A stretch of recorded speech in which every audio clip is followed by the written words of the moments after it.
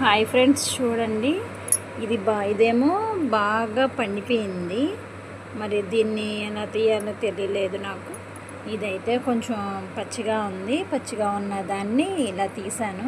Seed వేరేగా తీసేసాను. చూడండి, సీడ్ వేరేగా తీసాను. దీన్ని ఇప్పుడు ముక్కలుగా కట్ చేసుకొని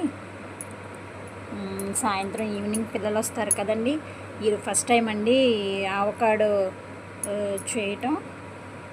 దీన్ని మా పిల్లలు ఎలా రిసీవ్ చేసుకుంటారో ఈ జ్యూస్ని ఒకసారి ట్రై చేయాలండి. ఇలా చిన్న చిన్న ముక్కల కింద కట్ చేసుకొని ముక్కల్ని జ్యూస్ చేయాలండి.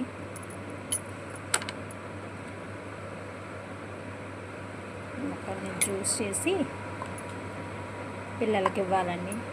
పిల్లలు ఎలా రిసీవ్ చేసుకుంటారో చూడాలి. ఫస్ట్ టైం అండి. మిక్సీ బౌల్లోకి వేసుకొని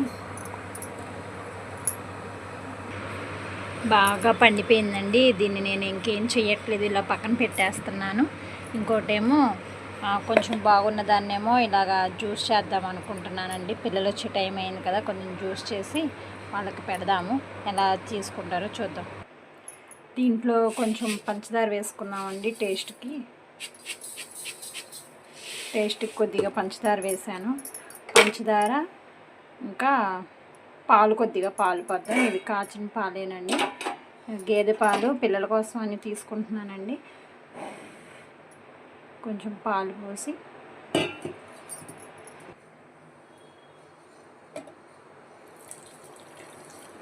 పాలు మేగడ కూడా వచ్చేసిందండి. కొద్దిగా పాలు పోసి షేక్ చేసి చూద్దాము తర్వాత ఎలా వస్తుందో. మిక్సీ పట్టిన తర్వాత ఇలాగ ఉందండి. దీన్ని కొద్దిగా పాలు పోసి కొంచెం లూజ్ చేసుకుందాం, అప్పుడు కొంచెం టేస్ట్ బాగుంటుంది. ఇవ్వండి, మిక్సీ పెట్టాను, కొంచెం పాలు పోసాను, కొంచెం లూజ్ అయింది. డ్రైగా కొంచెం టైట్గా ఉంది కదా, టైట్గా ఉన్నది కొంచెం లూజ్ చేశాను. పిల్లలు వచ్చే టైం అయింది కదా, కొద్దిగా ఫ్రిడ్జ్లో పెడితే కూలింగ్ అవుతుంది, అప్పుడు ఇచ్చి చూద్దాం వాళ్ళకి. చూడండి ఫ్రెండ్స్, 3 గ్లాసులు అయింది. ఒక ఆవకాడో, కొద్దిగా పాలు పోసాను. ఓకేనండి, థ్యాంక్ యూ అండి. టేస్ట్ చేసి చెప్తానండి.